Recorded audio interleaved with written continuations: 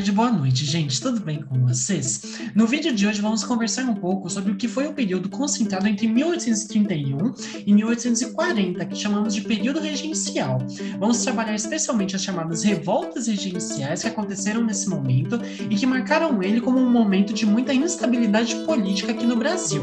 Então é isso, gente. Meu nome é Isa Sawane, eu sou monitor de História do cursinho Humanizar da turma 3042 e vamos começar esse vídeo. O período regencial, que é esse momento compreendido entre 1831 e 1840, acaba sendo consequência de um acontecimento político que você já deve ter ouvido falar sobre. Durante o primeiro reinado, ou seja, durante o governo imperial do Dom Pedro I, a gente vê que depois de uma série de problemas e desafios que colocaram em xeque a posição política do Dom Pedro I e também o seu próprio prestígio, fizeram com que ele abdicasse do poder do trono em 7 de abril de 1831. Só que tinha um problema. A própria Constituição outorgada pelo Dom Pedro I em 1824 falava que o poder brasileiro só poderia ser ocupado, só poderia ser governado por alguém que fosse herdeiro sanguíneo do Dom Pedro I. E no caso, o único que atendia a esse pré-requisito na época era o seu filho Dom Pedro II. Só que, na época, o Dom Pedro II só tinha 5 anos de idade, e a Constituição também falava que ele só poderia ocupar o trono a partir dos 21. E aí é daí que vem esse impasse, né? Já que o Dom Pedro II era muito novo, ele não tinha condições de governar o país, são formados pequenos governos, pequenas regências, e é daí que vem o nome, o governo regencial, é feito um governo regencial para tapar esse buraco político até o momento em que o Dom Pedro II alcançasse a maioridade. Para começar, dá para falar que já que o governo não estava sendo ocupado por ninguém específico, a cadeira do líder acabou sendo disputada por pelo menos 3 grupos políticos distintos que não eram bem partidos, mas pareciam muito com isso. A gente pode citar os liberais exaltados, que em geral eram burgueses urbanos, também tinham os liberais moderados, que eram aristocratas rurais, e por fim tinham também os restauradores, que em geral eram portugueses que praticamente imploravam pelo retorno do Dom Pedro I. Mas você tem que tomar cuidado para não se confundir. Por mais que a gente trate os exaltados e os moderados como praticamente inimigos políticos jurados, como praticamente polos opostos, não era bem assim. Os dois grupos, durante o final do primeiro reinado, durante o final do governo do Dom Pedro I, acabaram se juntando para forçar a derrubada do Dom Pedro I. Então acaba que eles não eram necessariamente opostos. Só que apesar dessa pequena aliança inicial, as oposições aconteciam mesmo assim, continuavam existindo. E por essa razão a gente inclusive vê a formação de apelidinhos pejorativos que nomeavam cada uma dessas vertentes: exaltada, restauradora e moderada. Os restauradores eram geralmente chamados de caramurus, os exaltados eram geralmente chamados de farroupilhas ou jururubas e os moderados de chimangos. Voltando para a Constituição, ela também falava que caso o imperador abdicasse e o herdeiro não tivesse idade suficiente para exercer o poder, deveria ser feito um governo dividido em 3 pessoas, eleitas pelo governo legislativo, ou seja, deveria ser feita uma regência trina. A primeira, que ficou conhecida como regência trina provisória, não durou muito não. Ela existiu entre 7 de abril e 17 de junho de 1831, ou seja, durante os primeiros meses do período regencial.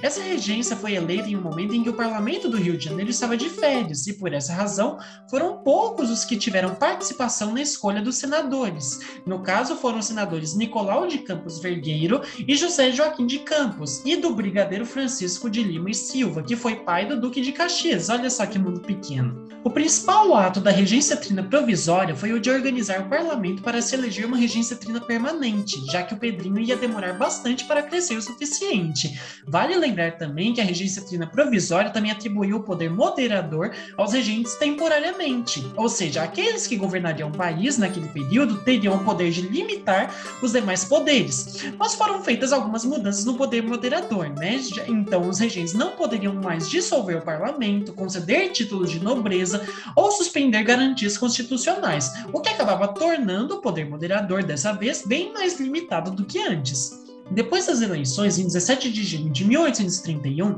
estava formada a Regência Trina Permanente, que foi composta por José da Costa Carvalho, João Braulio Muniz e, de novo, pelo brigadeiro Francisco de Lima e Silva, que mantinha a promessa de organizar e controlar o país. E já dá para notar pelo menos uma diferença e uma semelhança entre as duas regências sobre as quais a gente já falou.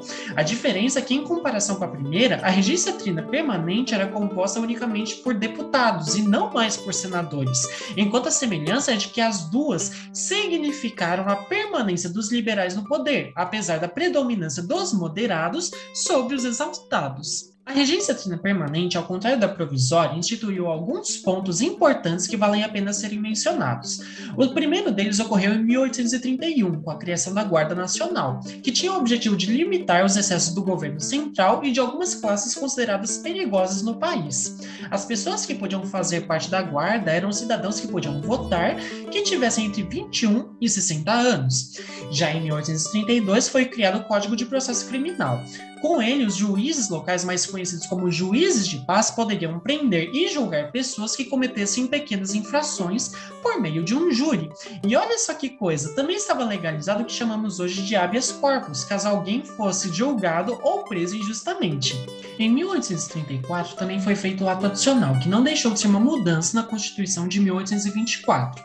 Com esse ato adicional, o poder moderador já não era mais da regência, e foram criadas as assembleias provinciais, o que acabou concedendo às províncias maior autonomia política, já que elas ficavam responsáveis pelas despesas municipais e, consequentemente, pelos impostos. As assembleias também passavam a poder nomear seus próprios funcionários, e essa era antes uma função do governo central, tornando isso então uma novidade. E vale a pena comentar que o ato adicional também estipulava as eleições a serem feitas em abril de 1835, de forma a tornar a regência trina uma regência una, ou seja, composta por uma pessoa só.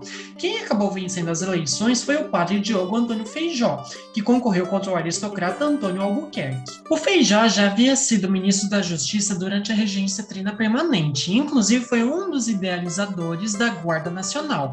Ainda assim, o governo dele foi curto, já que ele acabou cultivando muitas desavenças com alguns dos seus aliados e inimigos políticos. Em 1837, seu governo já estava tão insustentável que ele acabou renunciando ao cargo de regente, dando lugar para o pernambucano Pedro de Araújo Lima, ou simplesmente Araújo Lima para os íntimos. Durante o governo do Feijó, o Araújo Lima também foi ministro da Justiça, e com sua entrada na regência dá para perceber um retrocesso conservador na política. Ele foi eleito em 1838, depois de enfrentar o Antônio Francisco de Albuquerque, e em 1840 conseguiu que fosse aprovada a lei de interpretação do ato adicional, que limitava o poder das províncias, que já não teriam muito mais contato com os assuntos jurídicos. De uma forma geral, dá para perceber que o Araújo Lima tentava restabelecer um poder mais centralizado na sua pessoa, e não dividido nas províncias. Diante de todo esse jogo político entre liberais e conservadores, chegava cada vez mais próximo o momento em que Dom Pedro II se tornaria o novo imperador, mas isso ainda estava um pouco longe de acontecer. De acordo com a Constituição, ele deveria se tornar líder com 21 anos, mas o ato adicional adiantou isso para 18. O grande problema era quem Dom Pedro II iria favorecer quando chegasse ao poder, conservadores ou liberais? Essa era a grande questão. Grande parte dos liberais conservadores, ou seja, dos moderados, já havia alcançado o poder com a eleição do Araújo Lima, e restava aos liberais exaltados adiantar a coroação de Dom Pedro II, para impedir o avanço conservador na política. Dessa forma, em maio de 1840, foi aprovada uma lei que antecipava ainda mais a coroação de Dom Pedro II, que acabou ocorrendo em 23 de junho do mesmo ano e deu início ao período que nós chamamos de Segundo Reinado. Agora fica a seguinte questão: por que ocorreu toda essa dança das cadeiras na política durante o período regencial? Com toda certeza, essa disputa entre liberais e conservadores foi uma das razões, mas não foi a única. Por conta do fato de que esse período foi marcado por muitas revoltas e insurreições, dá para perceber que grande parte das ações políticas que a gente vê nesse momento foram tentativas de se controlar e unificar o Estado Nacional Brasileiro. Pensa comigo, o Feijó criou a Guarda Nacional de forma a se lidar com crimes, logo no início do período regencial foi criado o Código de Processo Criminal, o ato adicional deu maior liberdade para que as províncias lidassem com seus próprios problemas, e o Araújo Lima, acreditando que tudo isso propiciou a continuidade das revoltas, praticamente desfez o ato adicional. Todos esses são exemplos dessa tentativa de controle e unificação do poder.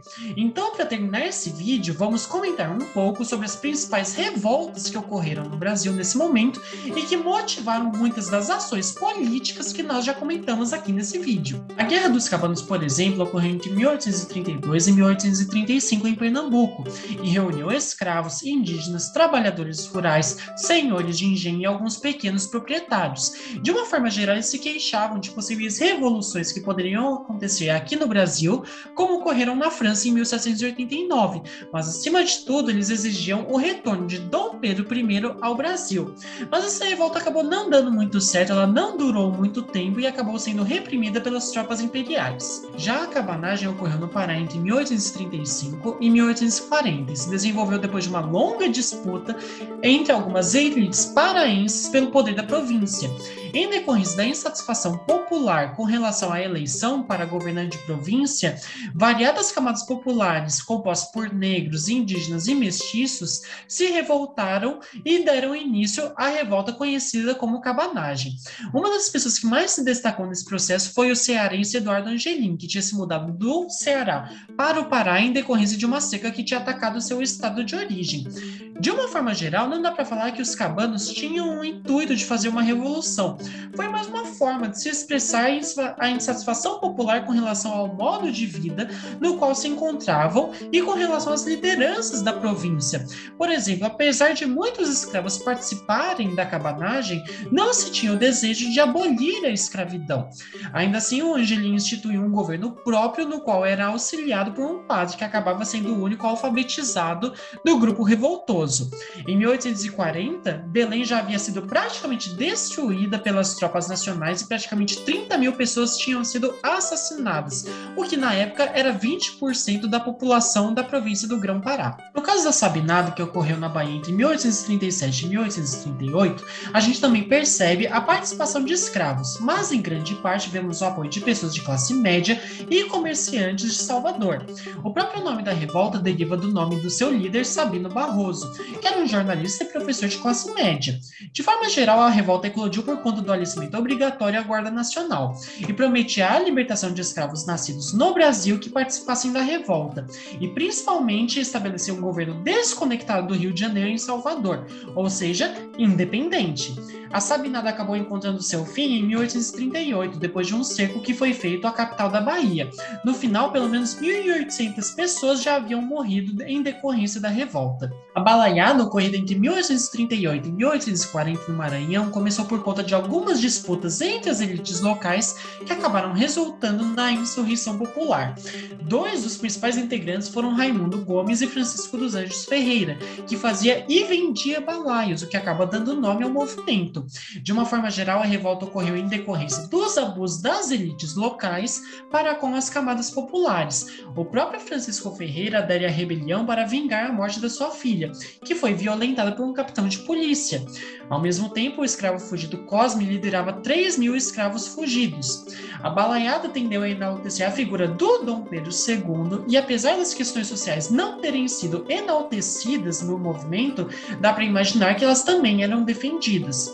Em 1840, a revolta foi sufocada pelo soldado que viria a receber o título de Barão de Caxias, e muitos dos seus participantes foram anistiados. No caso dos escravos fugidos, voltaram a ser escravizados. O Cosme, como exemplo, acabou sendo enforcado em 1842. Também dá para falar da Guerra dos Farrapos, que ficou mais conhecida como Revolução Farroupilha, que aconteceu no Rio Grande do Sul entre 1835 e 1845.